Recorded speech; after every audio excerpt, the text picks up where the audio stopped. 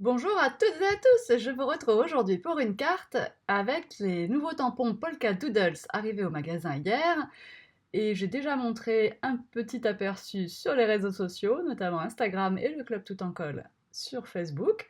Alors voilà, le coloriage, je vous le passe, je ne l'ai pas fait sous l'œil de la caméra parce que nous vous en montrons souvent. Donc voilà, j'ai colorié avec mes crayons de couleur polychromos et estompé avec ma solution de mélange pour crayon et une petite estompe de papier. Ce que je vais faire maintenant, c'est de créer le masque pour ce tampon. Donc je prends du papier de masquage. Vous trouvez ce papier bien sûr dans la boutique en ligne. Je vais donc l'ancrer. Pas grave si c'est pas parfait.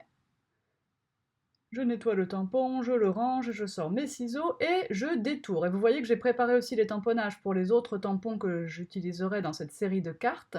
Donc les autres cartes avec à peu près les mêmes techniques, vous pourrez les voir sur les réseaux sociaux, Instagram, le club tout en colle, mais aussi sur mon blog toutencolle.blogspot.fr. Donc, pour couper, vous voyez que c'est le papier qui bouge dans la paire de ciseaux et non pas les ciseaux et la main qui se contorsionnent. Ma caméra n'aime pas beaucoup tous ces mouvements, mais c'est exactement comme quand on fait du paper piecing ou quand on fait du collage de serviettes et qu'on veut détourer proprement les motifs de nos serviettes.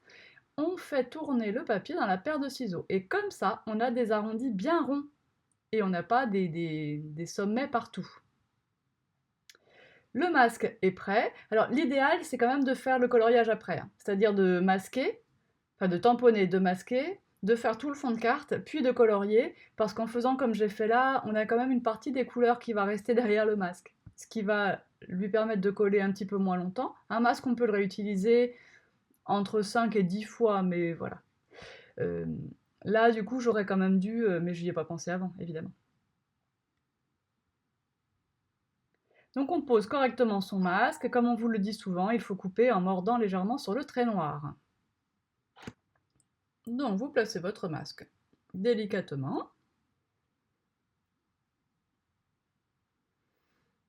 Et on va sortir les deux couleurs d'encre Distress. Ah non, d'abord je fais de l'embossage, pardon. J'ai pris un tampon Paper Artsy dessiné par Joe Fortiong.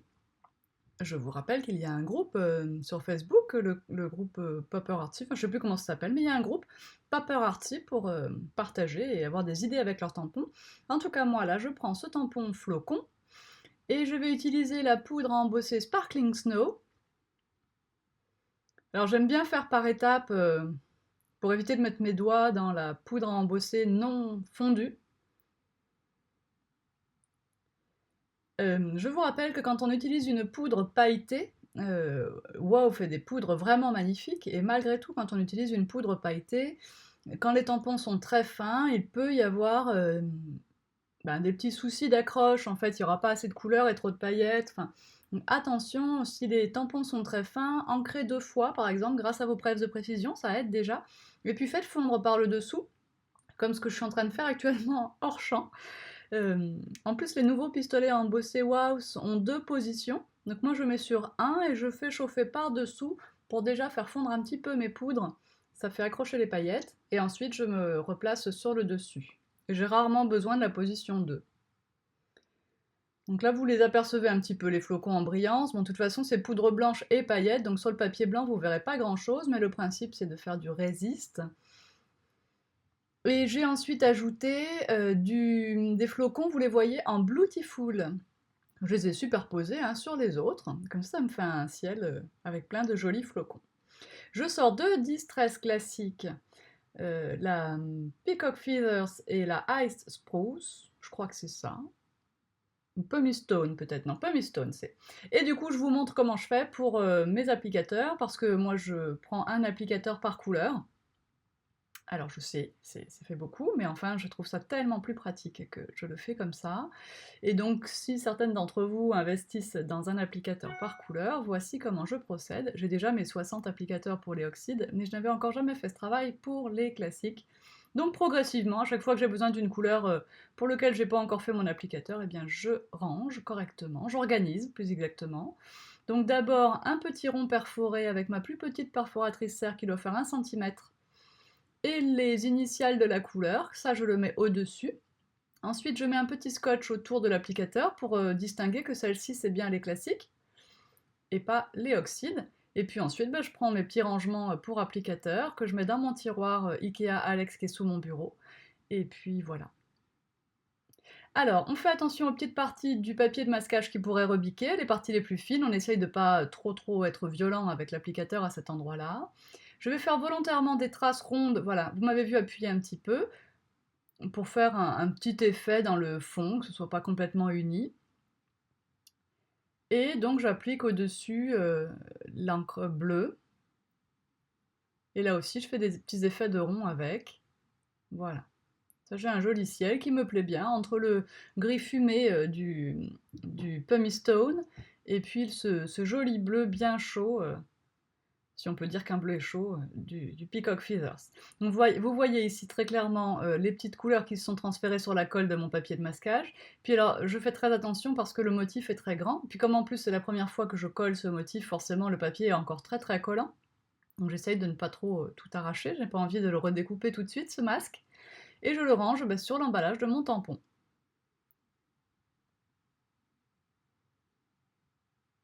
Et vous voyez que j'ai embossé avec le masque posé et ça n'a absolument pas abîmé le masque. Et ça n'a pas empêché son décollage, bien sûr. Alors maintenant que j'ai fait le ciel de ma petite carte, je vais m'occuper de faire un bas enneigé. Donc là je prends mon feutre Wow et je colorie le bas de ma carte et je reprends ma poudre à embosser Sparkling Snow. Alors je sais qu'il y a des poudres qui sont en rupture de stock, mais moi je suis d'inventaire au 31 décembre. Il m'est donc impossible de restocker maintenant, parce que, pour vous donner une petite notion de comptabilité, toute évolution de stock à la hausse entraîne des impôts supplémentaires, donc on essaye de faire chaque année avec un stock à peu près stable par rapport au 31 décembre de l'année précédente. Et voilà, on a le bas enneigé.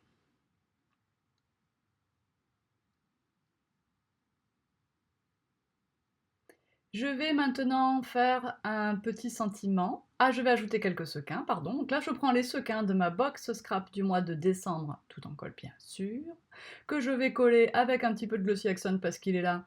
Mais la colle à pointe fine fait aussi l'affaire, il n'y a pas de problème. Les deux sont de toute façon, le Glossy Accent il est transparent tout le temps, mais la colle à pointe fine railleur est transparente au séchage, donc il n'y a absolument aucun souci. Et je mets du piqueur pour strass bien sûr, pour les mettre en place.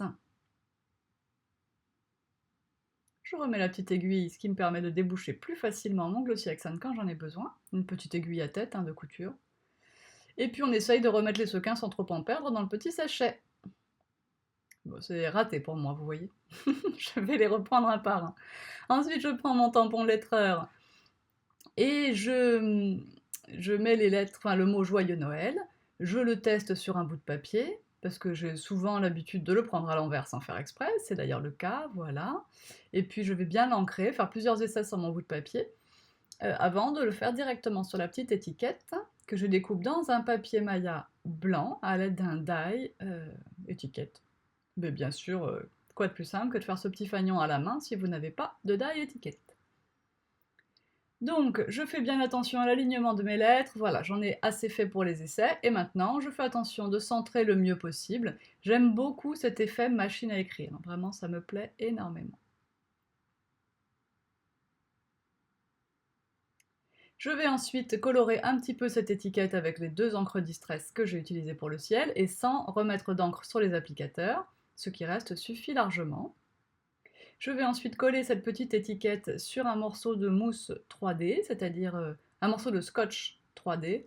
Donc c'est un scotch double face, mais entre les deux double faces, il y a une mousse qui vous permet de faire du relief. Et alors, coup de bol, il est exactement à la même largeur que ma petite bannière. Voilà. On le place ici. Parfait.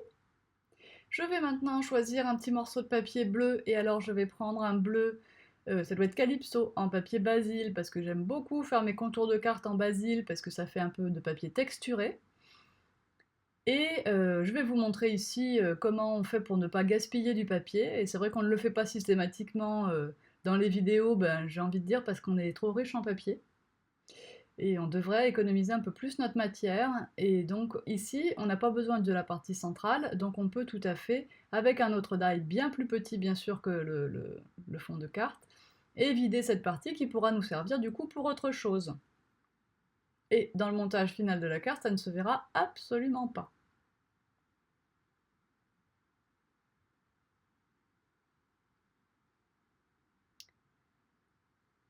Alors, je vais prendre une autre feuille de papier Maya blanc pour faire la base de carte cette fois.